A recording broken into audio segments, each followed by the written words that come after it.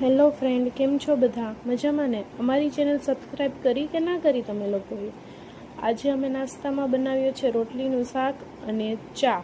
રોટલીનું શાક આ રીતે કોને કોને ભાવે છે? આજે શુક્રવાર છે એટલે નિધિએ બનાવ્યું મંત્ર માટે ભીંડાનું શાક. આજે ગેસનો બાટલો નથી એટલે આજે બધું સગડી ઉપર જ બનવાનું છે. પછી મેં અને નિધિએ આવી રીતે કેરી ખાધી. કોને કેરી ભાવે છે?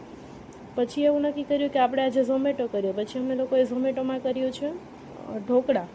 ઢોકળા પણ મારા તો ફેવરિટ છે. પછી જીયા એવું કહે છે મંત્રને કે એના હાથમાં બનેલું આ કાંડું કાઢવું છે.